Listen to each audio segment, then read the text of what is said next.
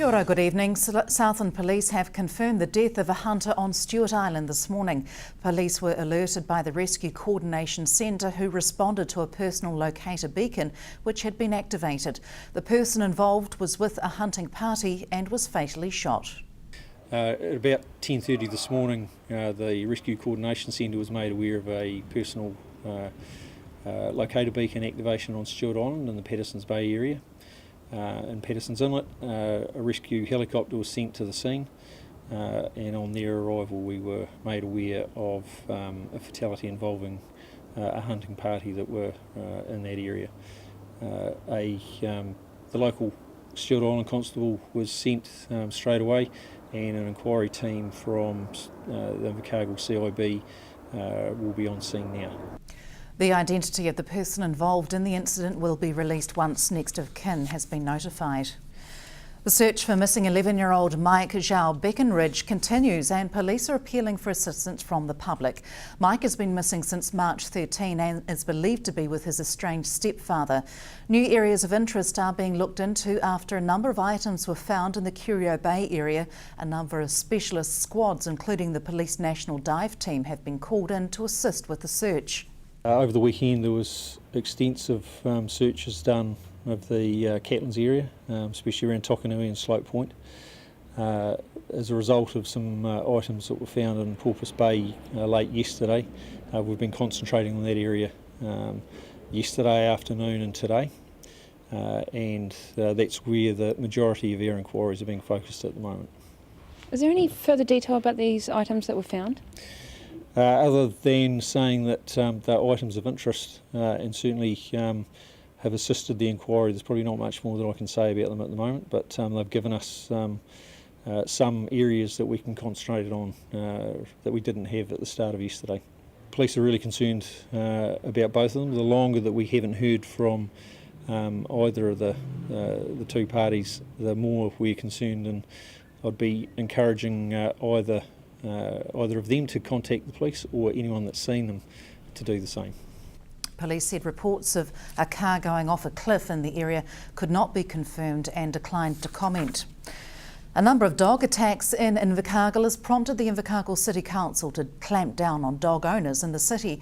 A review of the animal control bylaw is due to be released for public consultation in the hopes of minimising distress caused by dogs to the community. Sharon Rees has more. The ICC is in the final stages of reviewing the bylaw, which needs public consultation before being finalised. The review has been on the books for a while now, but was recently pushed forward. The proposed review of the animal control bylaw has been on the books, I guess since late last year, probably accelerated a little bit after dog attacks earlier this year. We have to go through a process reviewing our policies every couple of years anyway, but the dog attacks have certainly crystallised public attention. And we've talked about doing a better job in educating, and reviewing the bylaw now seemed an appropriate thing to do. It also was very close to being reviewed by the neighbouring councils, so timely it certainly is. So in a little over a week that'll come up for council and should just be approved. I guess one of the key points is that it's just for consultation at the moment, so some of the things that are being proposed, whilst they're a little different or they're clarifying things, we're really looking for feedback from people, both dog owners and members of the public, as to what they think. While the council says there are a few major changes surrounding animal control laws, there are plans to use the review to clear up any existing confusion.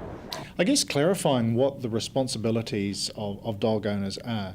There's some change around the requirements for what should happen to a dog that's classified as menacing. For example, dogs that are dangerous are required to be muzzled, neutered, microchipped, and there are similar requirements we plan to impose on dogs classified as menacing as well. But the rest of it's around largely about what happens with a dog on property and in public. A lot of dog owners don't realise that everybody has the right to access their front door, and if there's a dog patrolling the property and people have just thought, well, I've got a guard dog, that's fine. They don't realise that people should be able to get to your door. So we're clarifying that. Dog owners should try and make sure that their dogs aren't rushing up at people either at the gate or over low fences towards their neighbours as well. Also create some consistency. So what's being proposed for Invercargill City is going to be the same for both Gore District and Southland District. We've worked in with the other councils to see what their measures are. And people should be able to expect some consistency with what happens with their neighbours. The review isn't yet up for public consultation, but some dog owners are already making themselves heard. I've had some informal feedback already from dog owners that have expressed a little bit of disquiet over the whole animals rushing up at fences and gates. But and that's fine, maybe that's something that we just need to look at how we can clarify or what we can do to offer suggestions for dog owners that are affordable. That come up with a better solution. So, if somebody's got better suggestions, we're certainly open to them. And we want to work with dog owners for a start. If somebody breaks the law, we'll just draw their attention to it and give them a chance to rectify. If they don't do anything, then there's a series of fines that we can impose, either as infringement notices or through court action. And those are prescribed by statute. Once the public consultation is complete, the council hopes to adopt the reviewed bylaw in some form by June 16. Sharon Rees, South Today News. Tiny Chilean beetles have been released in Southland in an attempt to control an invasive weed which has the potential to become as big a problem as gorse. 70 barberry seed weevils were provided to Environment Southland last month by Environmental Science Institute Landcare Research. It's hoped the weevils will act as a biocontrol agent for the weed Darwin's barberry. The fast-spreading orange-flowered shrub is threatening to overrun native plants, particularly in Southland. The weed produces large numbers of viable seed that can spread hundreds of metres by birds feeding on it. Environment Southland applied for the consent on behalf of the National Biocontrol Collective. Yeah, well, Darwin's barberry is sort of pretty widely scattered throughout Southland, and it's proven a difficult plant to control and to contain. So these weevils, the idea is to stop it fruiting so much and help reduce its spread. It's a real risk to our forest remnants throughout the region, as well as entering the national parks, and also lightly grazed farmland as well can get established there and take over.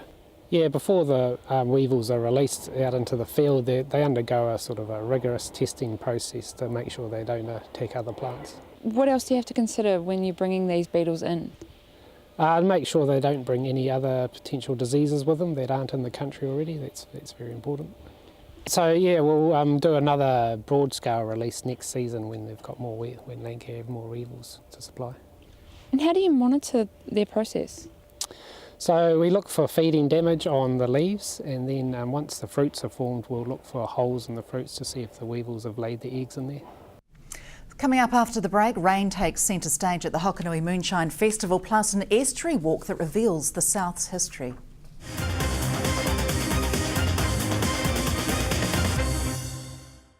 Welcome back. Heritage enthusiasts braved a little morning cold at the weekend to retrace the steps of the pioneers. Historian Lloyd Essler led the guided tour, explaining the significance of each stop along the way. Starting from the oyster shell crushing plant at Clifton, the group made their way around the estuary, finishing the 5-hour tour at the end of Clark Road in the Mokomoko Inlet.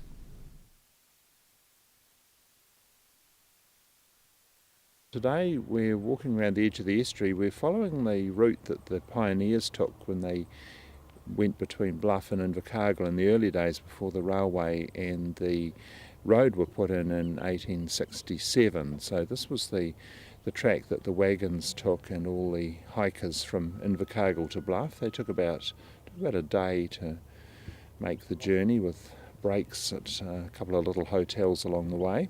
There's a few interesting areas, a few signs of human habitation.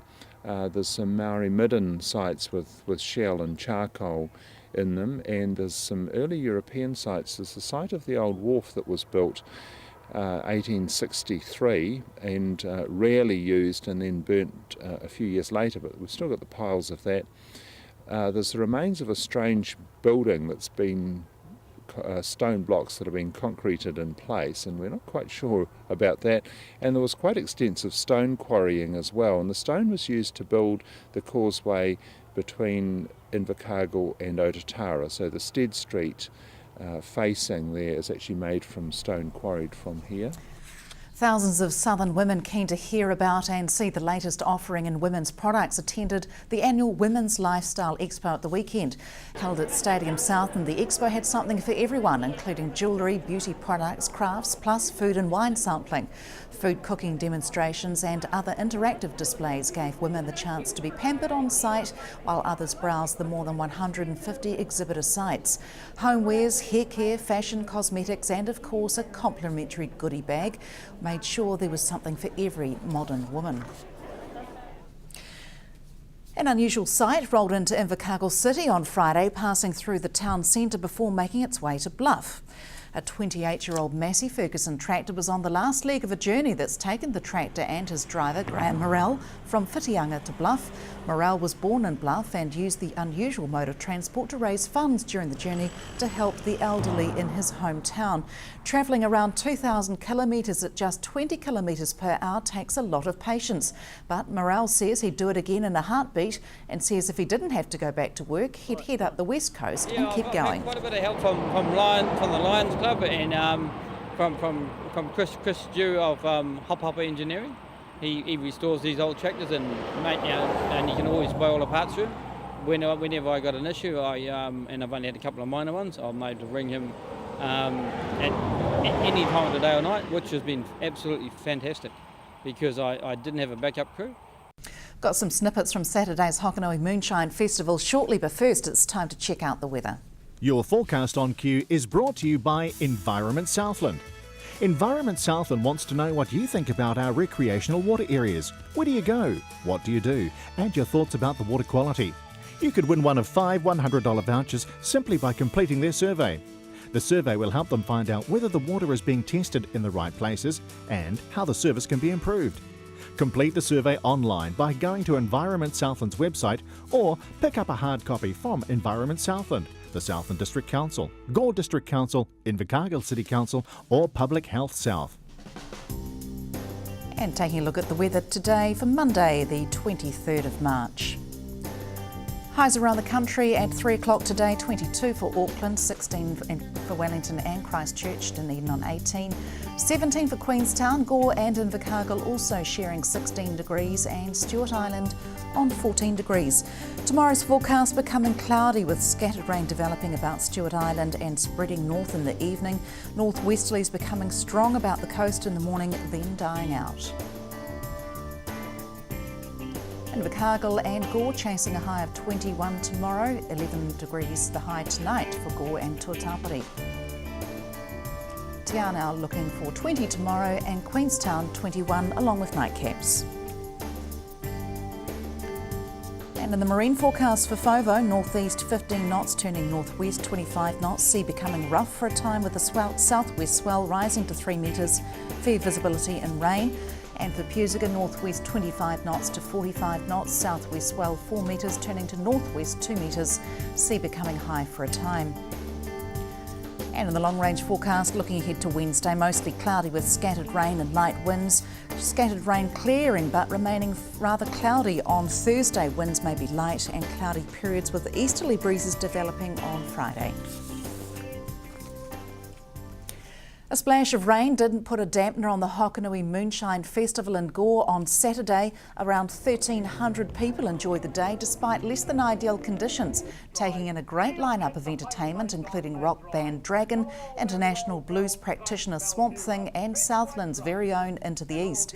Some food stall holders adopted the Prohibition era theme with goat, venison and pork, with the traditional Scottish haggis also available.